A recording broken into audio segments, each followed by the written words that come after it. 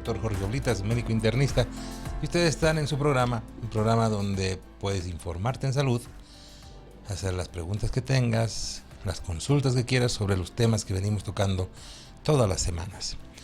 Hoy nos encontramos con la doctora Karen Cava. Ella es médica, radióloga, especialista en imagenología, que ha escogido un tema que de verdad me parece súper interesante. Alguna vez me llegan a mí pacientes en la consulta con una serie de síntomas que en general consisten en un dolor en el hombro, en el brazo, en la clavícula, adormecimientos, dolor hacia la espalda, y a veces no encontramos un diagnóstico específico, ¿no? Hoy vamos a hablar con la doctora Karen Cava sobre el tema de el síndrome de salida torácica, que se llama así porque justamente cuando salen los vasos sanguíneos y los nervios desde la clavícula hacia el miembro superior, en algún momento se atrapan y producen estos síntomas. Y me parece importantísimo porque se lo conoce muy poco y debe tener una casuística alta.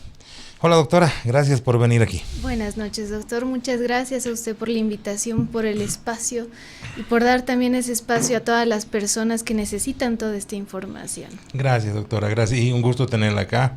Soy muy amigo de tu papá, que también ha estado aquí en el programa.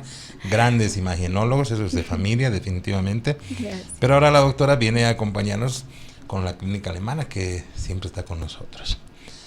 ¿Cuál es la definición del síndrome de salida torácica, doctora Karen? Mire, doc, le comento primero, para empezar, un poquito de historia. Este síndrome fue descrito ya hace mucho tiempo, desde 1818, ya lo habían descrito. Se imagina, hace más de 200 años. 200 años. Es bastante. Y no tiene solo este nombre, no tiene solo el nombre de síndrome de salida torácica. Algunos le llaman síndrome del opérculo torácico o síndrome del desfiladero torácico. Y he aquí la importancia de este síndrome, porque son venas, arterias y nervios que nacen desde la región cervical, desde C5, que pueden irse comprimiendo en todo su trayecto, incluso hasta la región del pectoral menor, ¿no? que sería la llamada la región subcoracoidea. Entonces, la definición es la compresión de estos vasos, nervios, y ya sea por alguna anormalidad ósea o alguna anormalidad de partes blandas. Que comprimen cualquiera de estas estructuras. Pueden comprimir cualquiera. La más frecuente que se comprime en un 90-95% son los nervios. Ya en el resto se comprimen las arterias o las venas. De ahí es que existen tres tipos de este síndrome, ¿no? El síndrome neurogénico, arterial y venoso. Así. Pero generalmente es mixto, ¿no? Puede llegar a ser mixto, y es por eso que cuando nosotros realizamos un estudio de imagen, lo realizamos siempre viendo las venas, las arterias, midiendo las velocidades, midiendo el flujo, viendo el diámetro de las venas, y además vamos viendo si es que existe alguna anomalía en partes blandas en relación a la ecografía, ¿no? Esa anomalía que esté produciendo este aplastamiento. Sí, porque este síndrome va abarcando, como le había mencionado, 3 triángulos, ¿no? Un triángulo a nivel de los escalenos, un triángulo a nivel subclavicular y otro a nivel del pectoral menor, que está conformado con la coracoides. Entonces, de acuerdo a la ocupación de estos triángulos, se va produciendo el síntoma. Algo muy importante en esto es que cuando nosotros elevamos el brazo, este triángulo va a disminuir, al igual que el triángulo conformado por detrás de la clavícula o del pectoral menor. Entonces, muchos pacientes se quejan porque se peinan y les duele el hombro, ¿no? Claro. Entonces, en este caso, no siempre es un síndrome del manguito rotador, no siempre es una lesión del supraespinoso. O una bursitis, digamos. Exacto, o una bursitis o una tendinitis. Hay que también tener muy en cuenta este síndrome. Cuando son leves, solo se reduce el espacio en estos lugares cuando se levanta el brazo, cuando se llega a peinar la persona, y es ahí donde ocasiona dolor.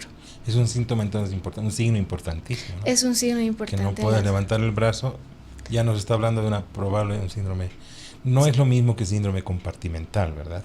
No es lo mismo que síndrome compartimental. El síndrome compartimental está ocasionado por alguna lesión que causa una presión, exacto. Puede ser un hematoma, un edema que esté. ¿Cuáles son las causas de este síndrome de salida torácica? Justamente había leído que a veces los traumas, ¿no? Los golpes en el auto. Sí, es una causa frecuente. Sí, los accidentes automovilísticos son una causa muy frecuente en cuanto a las personas que nacen sanas, ¿no? Hay otro grupo de personas que también nacen sanas, pero que tienen anomalías, que tienen variantes anatómicas. Y estas variantes anatómicas pueden ser muy diversas.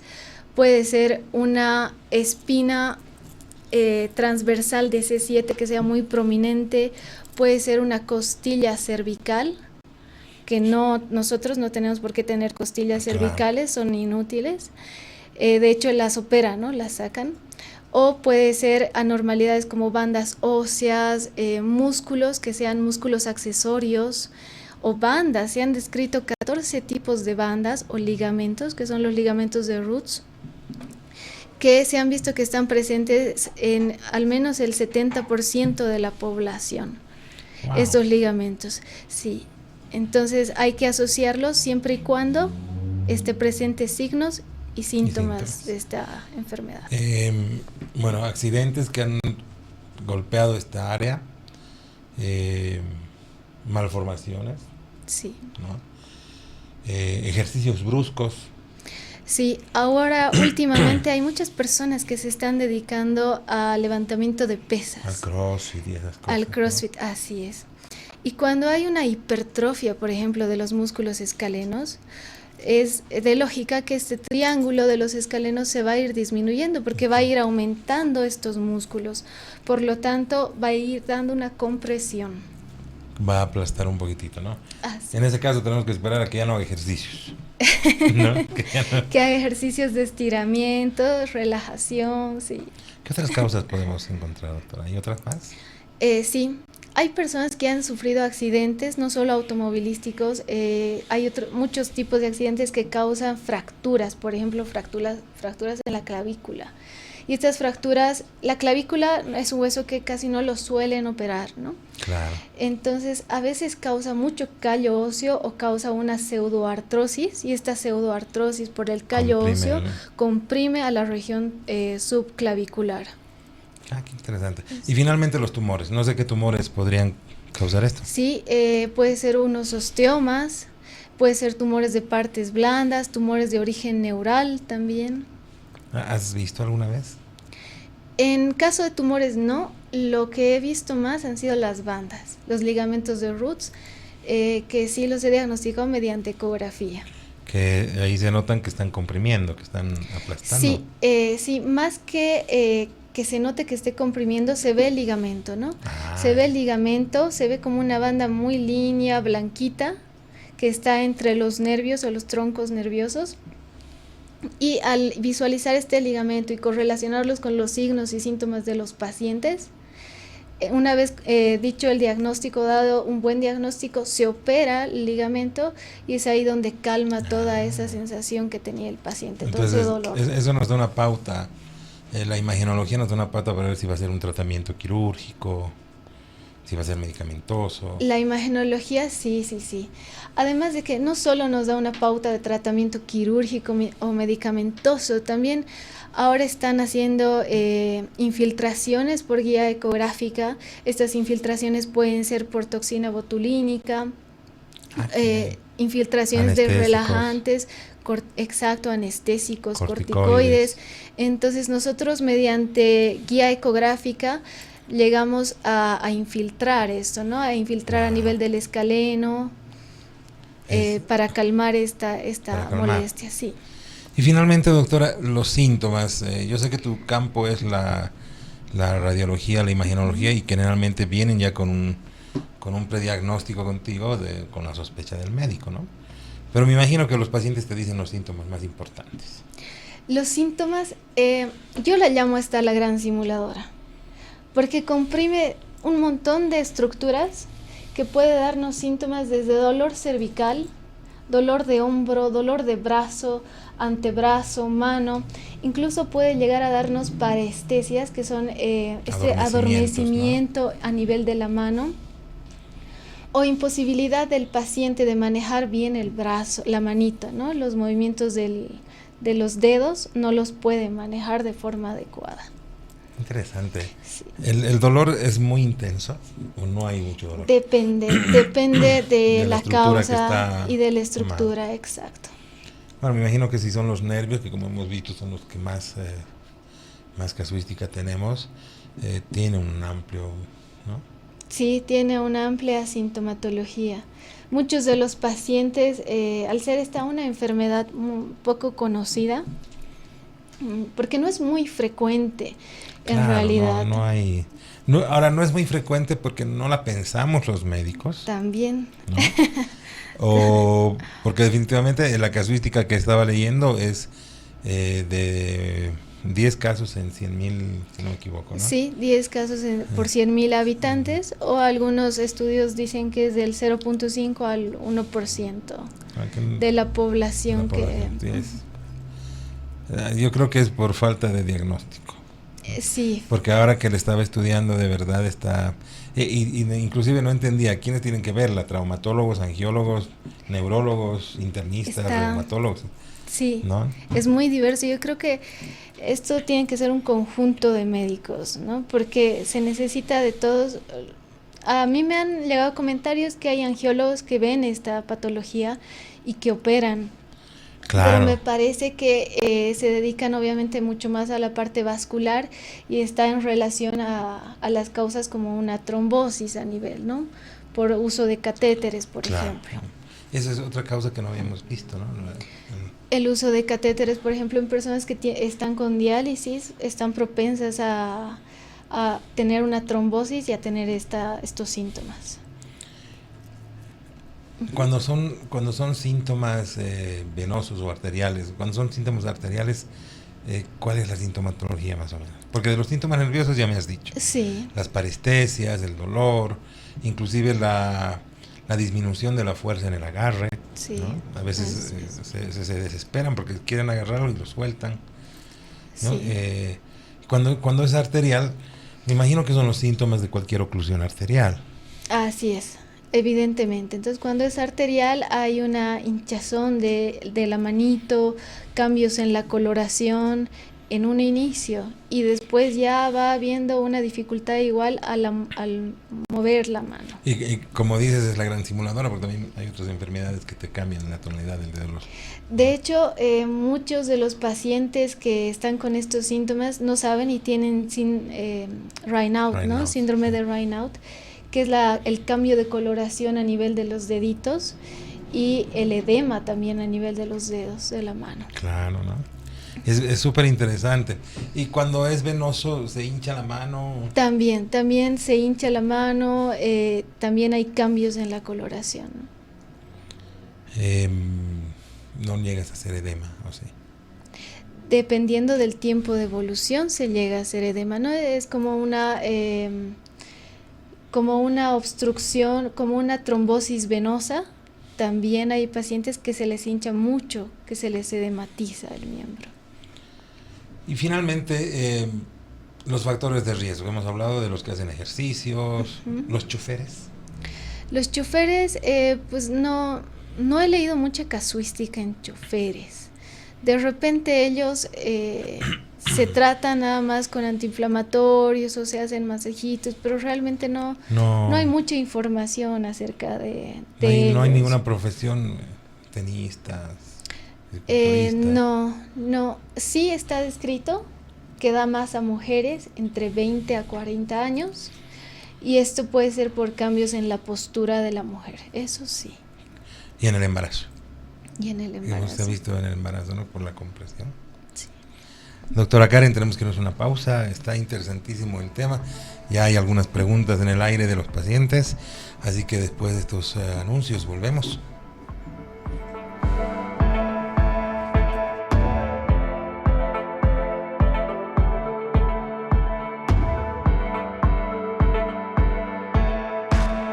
gracias por estar con nosotros. Como siempre, Doctor O va a partir de las 19 horas hasta las 20, 60 minutos donde, compartimos con un invitado, con un especialista, temas diversos. Usted puede disfrutar de este programa en vivo a través de Facebook.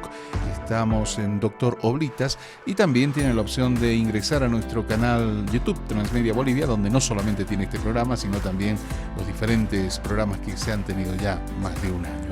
Lo invitamos para que pueda conocer, para que pueda, si es que no lo vio o si es que por primera vez está enganchándose a Doctor O, a que pueda disfrutar de todos los temas importantes que se han tocado precisamente en el programa. Recuerde, en YouTube, el canal Transmedia Bolivia. Nos vamos con este consejo importantísimo, como siempre. En esas aventuras de la vida no están solos, porque nosotros estamos ahí en sus bolsillos, mochilas y carteras, los comprimidos día y noche de Refrianex junto a los bolivianos en cada aventura. Refrianex, siempre contigo en cada momento. Siga con nosotros, volvemos en breve con más Doctor.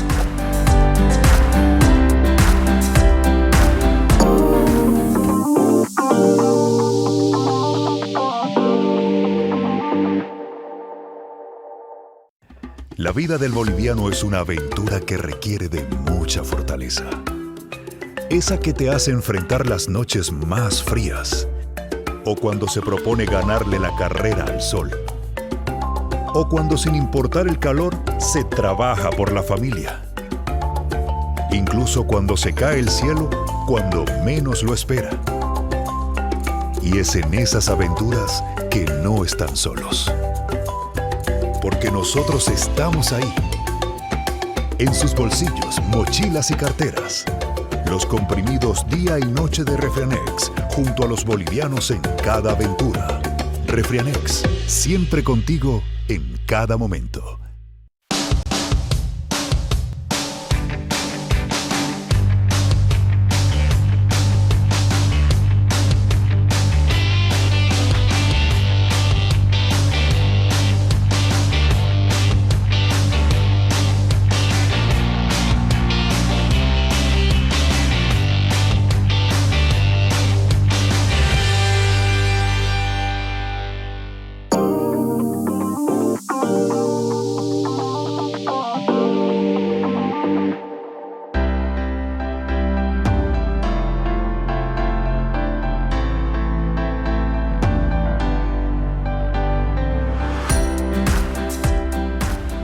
Hoy nos visita la doctora Karen Cava. Ella es médica radióloga, especialista en imagenología y con quien estamos charlando sobre un tema importantísimo.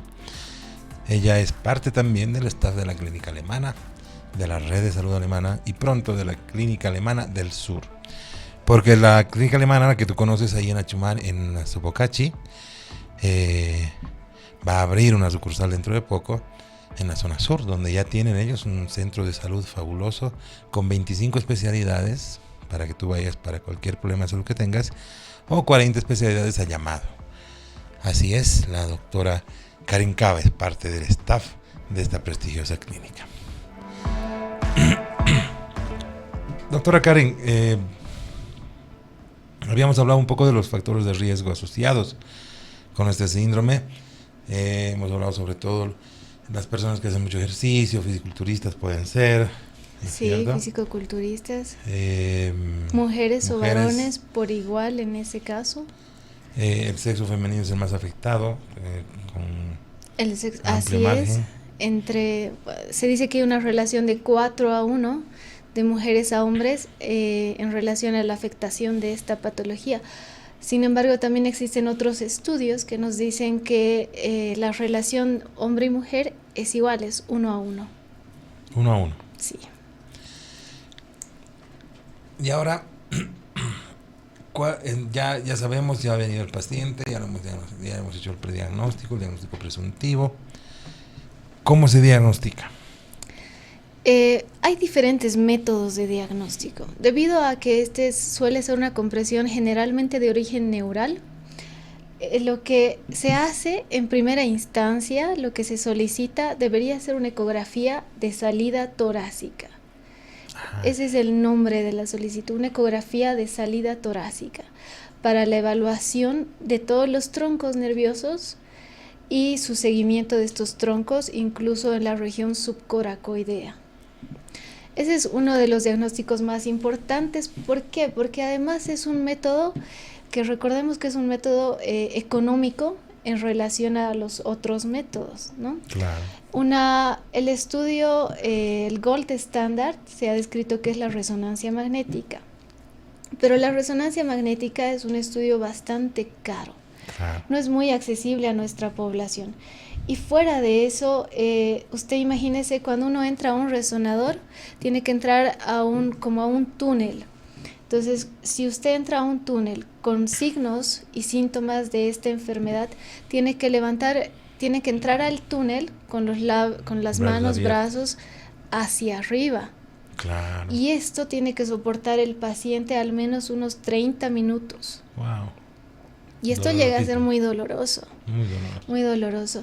Es por eso que siempre iniciamos con un estudio de ecografía, que es un estudio económico. El único inconveniente aquí es que es dependiente del operador. Del ojo Sí. del operador. Del operador. Entonces, contigo estamos tranquilos, porque tú manejas. Sí. Es el único inconveniente, ¿no? Tiene que tener experiencia, por lo menos en ver los troncos, hacer unos estudios para poder realizar este tipo de estudios por ecografía. Otra ventaja de la ecografía es que es un estudio dinámico. Al paciente no solo le realizamos el estudio ya sea sentado o echado, sino también vamos elevando el brazo afectado en diferentes grados, ¿no? Puede ser 30, 90, incluso 180 para valorar cómo está ese espacio, qué tan disminuido está y qué tan afectado está. Y cómo se cierra o se abre dependiendo de la posición. Así es, depende de la posición. Entonces ahí a nosotros los imagenólogos nos ayuda mucho el realizar un estudio Doppler, además de evaluar los nervios, realizar un estudio Doppler que nos sirve para valorar las velocidades que tienen las venas y las arterias que están pasando por este lugar. Doppler venoso y arterial. Doppler venoso y arterial, es por eso que se debe solicitar como una ecografía de salida torácica. Ahí nosotros ya sabemos que tenemos que hacer el estudio Doppler arterial, Doppler venoso y tenemos que ver también las bandas, los troncos nerviosos. En ecografía se pueden ver los nervios. Sí, definitivamente. Actualmente ahora están, de hecho, hay muchos imagenólogos intervencionistas y también ahora hay muchos anestesiólogos que están utilizando la ecografía para realizar una guía para infiltrar anestésicos y calmar el dolor. Qué genial, ¿no? Porque antes yo recuerdo que no era muy usado, además de que no se conocía mucho el estudio de los nervios a través de la imagen o cómo nos podía llegar a ayudar en cuanto a tratamientos, claro, que ahora está en boga, ¿no? De hecho, afuera todos los anestesiólogos prácticamente utilizan la ecografía para hacer sus infiltraciones nerviosas. Guiados por ecografía. Guiados por ecografía. Es genial eso, ¿no? Sí. Bueno, en este caso entras tú como ecografista, ¿no? En este caso, sí. En este caso, para realizar el diagnóstico, ahí estamos en la clínica alemana, donde tenemos un excelente equipo, ¿no? Porque también depende del equipo, ¿no? También depende, sí, definitivamente. Si es un equipo que es muy antiguito, que no tiene, de hecho, si un equipo no tiene un transductor de partes blandas que está comprometido, que está entendido entre 9, más o menos 8 a 14, 15 megahertz, no nos va a servir. No tenemos el equipo adecuado, no vamos a poder realizar, no vamos a poder ver siquiera. Wow. ¿Qué otras pruebas se pueden pedir? Entre otras pruebas está la angiotomografía.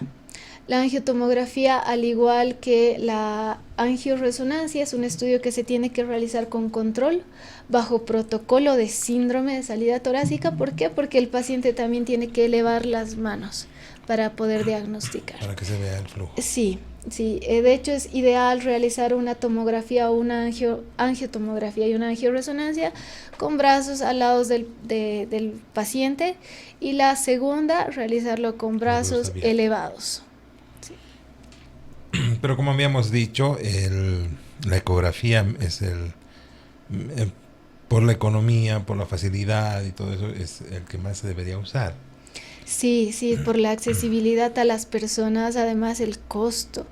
Claro. Una resonancia, una angioresonancia, no sé, debe estar en unos 2.000, Sí, es carísimo, algo sí. así, es muy caro. Sí, es caro. Igual la tomografía. Igual la angiotomografía, sí. En la angiotomografía usan contraste. En la angiotomografía utilizamos contraste, sí. También en la angioresonancia debemos utilizar contraste. ¿Hay alguna entidad, alguna otra patología con la que se pueda hacer diagnóstico diferencial? Sí, sí, de hecho, como habíamos comentado de la clínica, que la clínica es tan diversa, puede hacer el diagnóstico diferencial con una espondiloartrosis cervical, puede hacer el diagnóstico diferencial con un síndrome de manguito rotador, con lesiones de codo, lesiones de mano. Es tan diversa que puede mimetizar absolutamente todas las enfermedades. ¿Nos servirá una electromiografía? Definitivamente la electromiografía sí nos sirve en cuanto a saber si es que están afectados los nervios. Claro. Ahora, ¿cuál es la desventaja de la electromiografía? Que no sabemos dónde está la afectación, no sabemos qué es lo que está causando. Exacto. Entonces, para saber la causa, para determinar la causa, para así poder realizar un buen tratamiento, tiene que hacerse o una ecografía o una radiografía. Recordemos que la radiografía es un estudio muy simple también, es muy económico, también accesible. ¿La radiografía nos sirve? Nos sirve porque nos ayuda a identificar las costillas cervicales, por ejemplo, nos ayuda a identificar algún proceso traumático previo que haya tenido el paciente a nivel de la clavícula, nos ayuda a diagnosticar exostosis o apófisis transversa cervical S7 muy prominentes y nos ayuda definitivamente. ¿Y cómo pides la placa? La placa solo se la debe pedir como una rayos X AP cervical y para complementar también la de hombro. De hombro. Radiografía de cervical. Sí, lo que pasa es que a los pacientes que llegan con este tipo de adormecimientos en las manos, parestesias, dolor de cuello, generalmente yo les pido una radiografía de cervical, pero creo que les voy a pedir una ecografía. Sí, pasa que, mire, se ha descrito que las costillas cervicales son frecuentes, pero no siempre están asociadas a la compresión de los nervios y de los vasos de salida torácica, no siempre. Entonces, no todos los pacientes que vayan a ser diagnosticados de costilla cervical van a tener estos síntomas, por lo tanto, no todos deben ser tratados. Claro. Sí. ¿No? Y pueden ser también otras cosas. Y pueden ser otras cosas, sí. Una bursitis, puede ser. Problemas de artrosis cervical, sí. Hernia de disco cervical. Sí, puede ser una hernia de disco cervical, aunque en realidad para las hernias de disco el método que estén comprimiendo y causando síntomas, tomografía. El método que más nos sirve es la resonancia y en segunda opción la tomografía. Sí. Vámonos a una segunda pausa, querida doctora, y volvemos después de estos anuncios que nos acompañan siempre.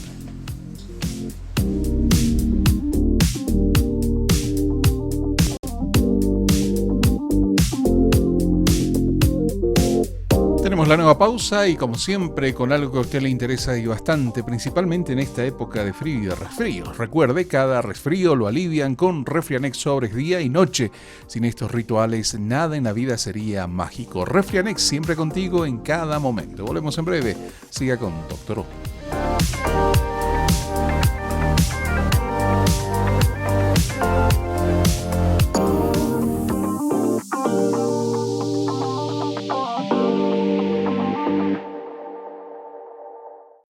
Cada año viajan para celebrar su aniversario. Cada mañana sale a correr para llegar contenta al trabajo. Cada noche ven una serie antes de dormir. Cada día se convence de que ella puede. Cada domingo en la mañana desayunan en familia. Y cada resfrío lo alivian con Refrianex sobres día y noche. Sin esos rituales, nada en la vida sería mágico. Refrianex, siempre contigo en cada momento. Queridos amigos, buenas tardes, buenas noches. Soy el doctor Jorge Oblitas, médico internista, y ustedes están en Doctor O. Un gusto estar acá presente, agradezco la invitación. Doctor, muy buenas noches. Muchísimas gracias por la invitación nuevamente. Un placer estar aquí con usted. Querido Jorge, un gusto estar otra vez con ustedes. En vez de comprarse una galleta, nadie prefiere comprarse una manzana, por ejemplo. Cualquier sensación, ardor, picor que vamos a sentir, tal vez como cosquilleos, tiene que ver netamente con los nervios. ¿Qué pasa con las bebidas alcohólicas? Personas que tienen poco síntoma muchas veces tienen una agresión importante en el esófago. Tenemos que irnos, queridos amigos, vámonos. Doctor O, lunes y miércoles, 19 horas. Reprise, martes y jueves, 12 del mediodía.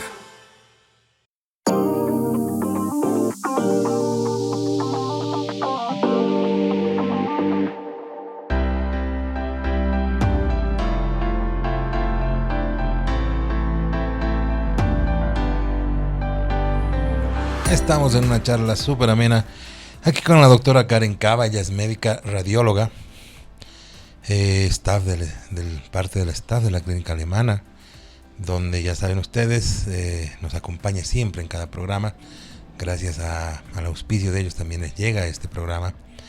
La clínica alemana, que dentro de poco va a tener una sucursal en la zona sur, en el Chumani, y que por lo pronto tiene un centro de salud, el centro de salud de la red alemana, donde tienes 25 especialidades para escoger, para cualquier programa de salud que tengas, o si no encuentras dentro de esos 25 lo que tú necesitas, hay 40 especialidades a llamado. Justamente la doctora Karen Cava, con quien tenemos el gusto de conversar hoy, es parte del staff.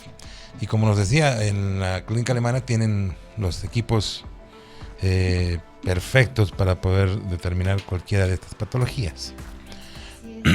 Estamos con un ecógrafo que tiene un alcance de 15 MHz en partes blandas, que nos permite, tiene una nitidez bárbara, así que nos permite diagnosticar muy bien muchas enfermedades de musculoesqueléticas, ¿no?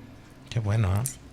Habíamos hablado que los métodos de diagnóstico más importantes son la resonancia, la tomografía, la angiotomografía, la angioresonancia, pero de todas ellas, por su accesibilidad, como dice la doctora, la ecografía creo que es el gold estándar. Sí, al menos en nuestra población es el gold estándar y debería ser el primer estudio por el cual nosotros tenemos que empezar a diagnosticar esta enfermedad. ¿Cómo afectará?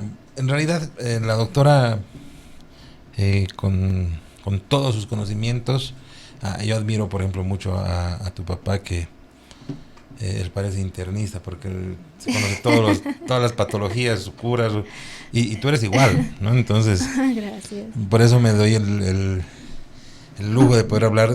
Sé que tu especialidad es radiología, pero hay gente que nos hace preguntas, ¿no? Entonces me dicen, ¿qué prevenciones se pueden tomar para reducir el riesgo de tener un síndrome de salida torácica, por ejemplo? Bueno, la verdad es que entre las causas que hemos nombrado, la mayor parte de las causas son variantes anatómicas con las que las personas nacen. Entonces, tener una prevención con una variante que alguna persona va a nacer no es posible, ¿no? Claro. En cuanto a o tumoraciones, por ejemplo, tampoco podemos tener una precaución. En cuanto a otras causas, tratar de evitar los accidentes automovilísticos para evitar fracturas a nivel de la clavícula, o si es que al final tenemos las fracturas a nivel de la clavícula, ir con un médico que sea especialista en traumatología para hacerse un diagnóstico adecuado, un tratamiento adecuado y que no vaya formando una pseudoartrosis a ese nivel. Claro. Y además tiene mucho que ver también con las posturas ergonómicas, ¿no? Así es, las posturas viciosas sí nos podrían llegar a disminuir estos 3 espacios que hemos nombrado. Por lo tanto, siempre nosotros debemos tener una retracción a nivel de las escápulas cuando nosotros nos sentamos, tratar de no realizar este movimiento, ¿no? Agachando la cabecita, no encorvarnos, como se dice usualmente. A mí me han enseñado que tienen que estar los codos a la altura, ¿no? A la altura de los codos, 90 a la grados, sí. Y todas estas constituyen parte de la medicina, en muchos lados, medicina del trabajo. Porque en las oficinas, inclusive en los centros de salud, tenemos posiciones viciosas pésimas. Y la que sube al final la salud, ¿no? Sí. Y me imagino que, como nos dicen aquí otra pregunta, ¿cómo afecta esto en la vida de los pacientes que tienen este síndrome? Afecta, va afectando tanto que incluso se han descrito ausencias en Estados Unidos, ¿no? Porque aquí no tenemos Claro. estudios. Ausencias laborales. Ausencias laborales, a ese nivel, ¿no? Ausencias laborales por incapacidad funcional. Claro. A ese nivel llega a afectar, por lo tanto, no solo afecta a la salud del paciente, sino también afecta a muchas instituciones que tienen a estos pacientes afectados de la enfermedad por su ausencia. Por su ausencia, ¿no? Lo mismo en deportistas, Igual, a todo nivel, ¿no? A todo nivel, sí, también en deportistas tienen que parar o tienen que empezar a realizar infiltraciones de forma más seguidas, que todo tiene un efecto adverso, ¿no? Todo tratamiento que nosotros lleguemos a hacer tiene un efecto adverso. Por ejemplo, en las infiltraciones, no sé, con Botox que se realizan, va a tener la persona una pérdida de fuerza. ¿No? Ahora, habíamos hablado al principio un poquitito de esto, pero sabemos que dependiendo del diagnóstico que tú le vas a dar como imagenóloga, el médico que está haciendo el tratamiento va a recomendar cirugía o no. Sí, sí, hay muchos pacientes que sí requieren cirugía, o hay pacientes que no quieren hacerse la cirugía por el miedo, porque estamos en una zona que es muy peligrosa, ¿no? Donde están saliendo varios nervios. Entonces, en ese caso, sí se dilata realizando un tratamiento más conservador y se ve más cómo va el paciente en 6 meses para recién realizar la cirugía. ¿Se hace dilatación de estos triángulos de los que me habías hablado? No, se dilata el tiempo, digo, se dilata el tiempo en 6 meses, es decir, se espera 6 meses, un poquitito, con tratamiento conservador, con fisioterapia, con analgésicos, miorrelajantes, se va dilatando el tiempo para esperar a ver si realmente es necesaria la cirugía. Claro. Pero mira, de repente se ponen las dilataciones. ¿No? Sería ideal. Claro, porque es una compresión, porque hemos hablado de los triángulos. Sí. Que es ahí donde se comprimen, ¿no? Los nervios. De repente, sí. De repente de aquí a futuro va a haber nuevas técnicas, ¿no? Donde se ingrese en un balón o un stent. Como un stent que, sí. que haga esto, ¿no? Sí, sería ideal. O que no deje que comprime el paquete vasculonervioso. Sí, que evite la compresión, así todos pueden seguir con su rutina de ejercicios. Dime, anatómicamente, ¿están las 3 estructuras, hablando de nervios, vasos, venas y arterias, están muy juntitas o están más dispersas? Están muy relacionadas.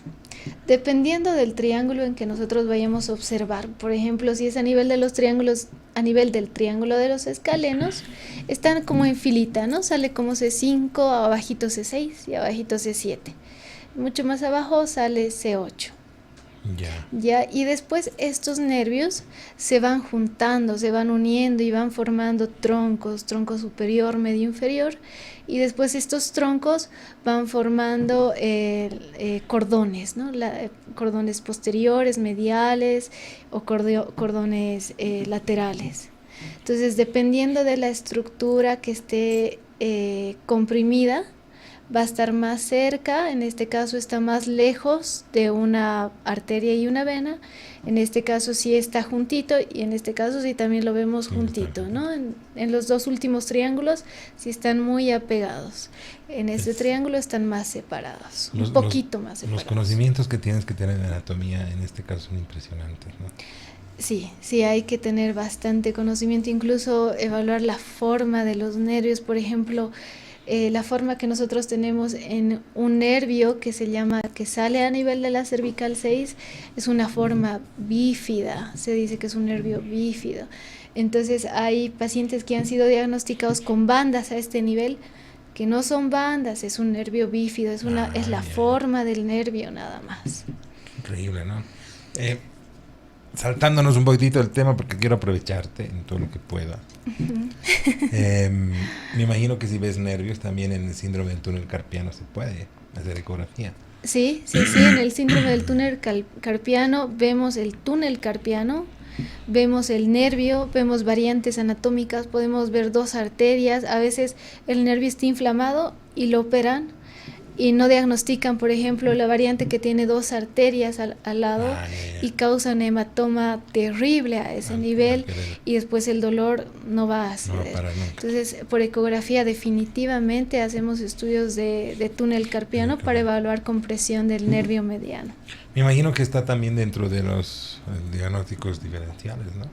Sí, síndrome del túnel carpiano definitivamente, porque da síntomas a nivel de la manito, igual el síndrome de compresión da síntomas a nivel de la mano, sí. Y bueno, en tratamiento, que nos hablan muchísimo, la doctora es imaginóloga, les repito, pero sabe todo. El tratamiento, me preguntan muchos pacientes, el tratamiento consiste en lo que nosotros nos bajamos en 3 cosas, ¿no? En la fisioterapia y rehabilitación, en medicamentos neurogénicos, proneurogénicos, como la pregabalina, la gabapentina, en el caso de los nervios, y analgésicos con antiinflamatorios, ¿no? Esa es la pirámide del tratamiento de cualquier problema nervioso. Así es. El problema es cuando se trata de estos síndromes, ya sea arterial o venoso, porque ahí no te sirve de nada. Sí, ahí no llega a servir, ahí sí tiene que realizarse una cirugía. Y bueno, también es necesario incidir en esto de los tratamientos que actualmente sí realizan médicos intervencionistas, imaginólogos o anestesiólogos, sí realizan la infiltración de toxina botulínica, de corticoides, para liberar esta carga también. Claro. Sí, todo por guía ecográfica, por supuesto, porque si no, es muy difícil. Es a ciegas y se puede producir un problema muy, todo, ¿no? Sí, muy grande. Doctora, nos vamos a la última pausa. Tenemos algunas preguntas más que nos están haciendo las personas que nos ven, así que volvemos después de estos anuncios.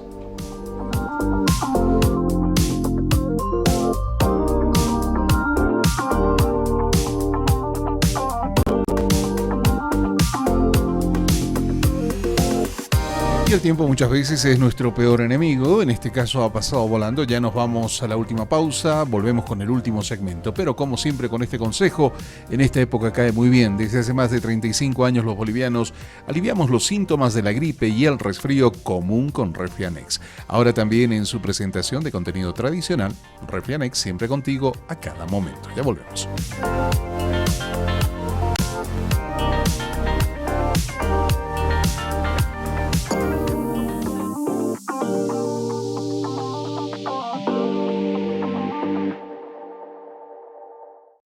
Desde que terminó el carnaval, nos estamos preparando para el siguiente año. ¡Vamos, chicos! Desde que recuerdo, en casa comemos marraqueta con café. Desde que mi abuela me contó la historia de mi ciudad, cada año pintamos la casa de blanco. Y desde que los viñedos empezaron a dar frutos, los compartimos con los amigos. Una vez al año nos reunimos con mi promoción para disfrutar un buen chicharrón. ¡Sírvase! Decidí seguir los pasos de mi bisabuelo desde que él empezó con el negocio de la castaña. Desde antes de la colonia, servimos nuestra calapurca con una piedra caliente. Y desde que mi tío me enseñó, soy el churrasquero oficial de cada fin de semana. Desde hace más de 35 años los bolivianos aliviamos los síntomas de la gripe y el resfrío común con Refrianex. Y en su presentación de comprimidos tradicionales. Refrianex, siempre contigo, en cada momento.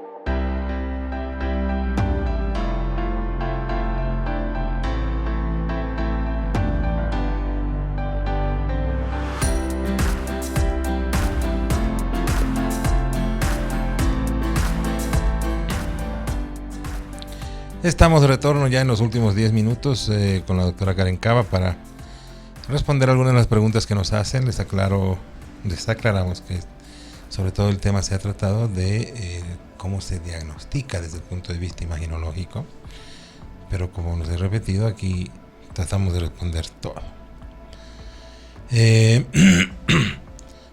Tengo aquí un paciente que me pregunta: ¿qué medidas se pueden tomar para aliviar el dolor y la inflamación en pacientes con este síndrome? Como habíamos hablado, analgésicos, antiinflamatorios. Sí, nos ayuda también mucho los fisioterapeutas, en este caso, fisioterapeutas para que hagan ejercicios de estiramiento, ejercicios de relajación para estos músculos. Es muy importante la posición, ¿no es cierto? Porque hay lugares donde sí les duele más que en otras posiciones. Sí, cuando el paciente, la persona afectada está en una posición con el brazo elevado a 90 grados, 180 grados, este dolor suele empeorar. Claro. Por lo tanto, esas posiciones en estos pacientes que tienen dolor hay que evitarlas. Nos hace otra pregunta, nos escribe Jimena López desde Tarija. Me dice, ya hemos contestado esto, pero vale la pena repetirlo. ¿Cuál es la importancia de la fisioterapia y la terapia ocupacional en el tratamiento del síndrome de salida torácica? Pues sí, como ya habíamos comentado, el tratamiento siempre tiene que ser rehabilitador en un inicio, estiramientos, postura, mantener una postura adecuada para no empeorar los síntomas. Esta es una pregunta más referida a la cirugía, así que cuando entreviste es que todavía no sé quién debe, un cirujano vascular, un cirujano traumatológico, me dice cuánto tiempo después de la cirugía se puede estar volviendo a la vida normal. En este tipo de casos, si es nervioso, si es vascular. Varía mucho, incluso en las cirugías llegan a haber traumatismos, llegan a haber hematomas, puede haber neumotórax, puede haber incluso empiemas, puede haber un sinfín de complicaciones que puede alargar mucho más la rehabilitación o llegar a una etapa de vida normal, ¿no? Entonces, por ejemplo, para estas complicaciones, igual nosotros utilizamos los métodos de diagnóstico como la imagenología, es la ecografía, tomografía, angioresonancia o rayos X. También en pacientes posoperados tienen que hacerse estos estudios para ver si no tienen algún tipo de estas complicaciones. Claro. Y una pregunta que me parece importantísimo, y justamente este programa es para eso. ¿Cuál es la importancia de la detección temprana y el diagnóstico preciso en el tratamiento del síndrome de salida torácica? Pues bien, como hemos comentado, los síntomas llegan a ser tan fuertes que las personas llegan a tener ausencia laboral, ¿no? Llega a afectar tanto su vida, incluso que muchas de estas personas llegan a pensar que esto es psicológico, porque van a tantos doctores y muchos doctores no conocen de su enfermedad. Entonces piensan que es algo psicológico, algo psiquiátrico, acuden al psiquiatra, no pasa la enfermedad o de repente disminuye un poquito por los analgésicos que les dan, por cómo les van dopando, pero no cura. Entonces afecta en todo ámbito, a nivel psicológico, a nivel laboral, en la cotidianidad afecta. Y más allá de la resolución quirúrgica, ¿existe cura de esta enfermedad? En realidad es lo quirúrgico en cuanto a temas de anomalías óseas o anomalías de partes blandas que estén causando. Ese es el tratamiento de elección, lo quirúrgico, ¿no? Al final llegan a ser quirúrgicos ellos. Ahora, obviamente, en fisicoculturistas, en vicios de postura, en cuanto a esas personas, no hay nada que operar. Claro, sí. Decirles que no hagan ejercicio. Sí, que disminuyan un poquito la dosis, sí. Doctora, buenas noches, gracias por la información que nos brinda. Nos escriben desde Cochabamba. Gracias. Daniela Linares. Él me dice, ¿existirán tratamientos alternativos o complementarios que puedan ayudar en este manejo? A mí ya me han dado todos los medicamentos que ustedes han nombrado y no me quieren operar. Los tratamientos alternativos, si es que les han dado todos, tal vez le podría servir una infiltración por guía ecográfica, una infiltración del músculo escaleno anterior, podría servirle. También podría servir, sí. Ozono. Para mejorar un poquito más la calidad, sí. Todo menos al huesero. En Cochabamba les encanta ir al huesero. En serio. Hay médicos ahí que van a... cuando ya no saben dónde ir, van al huesero y algunos les arreglan, sí, pero a golpes, no entiendo. ¿Qué opciones de tratamiento habrán para mujeres embarazadas con este síndrome? Bueno, la verdad es que es un poco difícil ahí, ¿no? No, en mujeres embarazadas es no tocarlas, evitar posturas, hacer fisioterapia, ir donde un buen fisioterapeuta para que les haga ejercicios de elongación, de estiramiento y nada más. Y la última pregunta y nos vamos, pero antes de irnos bueno, primero la pregunta y después quiero hablar de dónde te encontramos, dónde nos vemos. Bueno, le he perdido la pregunta. ¿Puede haber recurrencia de esta enfermedad? Hay una persona aquí que nos escribe que nos dice que ya se había curado de la cirugía, pero otra vez ha vuelto a presentar dolores. De repente es otra la causa. De repente es otra la causa. Es muy difícil que haya recurrencia cuando ha habido un buen diagnóstico y un buen tratamiento quirúrgico. A no ser que sea una complicación del tratamiento quirúrgico. En ese caso sí podría recurrir, pero estas complicaciones son más agudas, ¿no? Claro. Es en un tiempo más corto. Doctora, sabemos que estás en la clínica alemana. Así es. ¿A qué hora, en qué horarios, qué teléfono te podemos encontrar?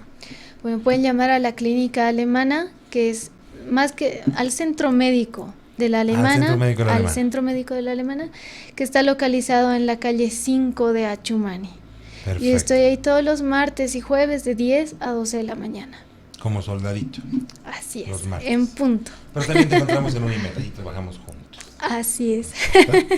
Entonces, para cualquier duda, yo sé que nos ve mucha gente, inclusive nos ven colegas, una experta en estos temas es la doctora Karen Cabe, a quien le agradecemos muchísimo por estar aquí. Gracias, doctora. Gracias a usted, doctor, por el espacio. Le agradezco mucho también por la ayuda a la información a todas las personas. Un gusto, pues, un gusto siempre. Querido Rick, es hora de irnos, amigos queridos. Tenemos que irnos hasta el próximo programa. Este mes tenemos grandes sorpresas para ustedes, grandes invitados como el que hemos tenido hoy. Hasta luego, hasta la próxima. Nos vemos después.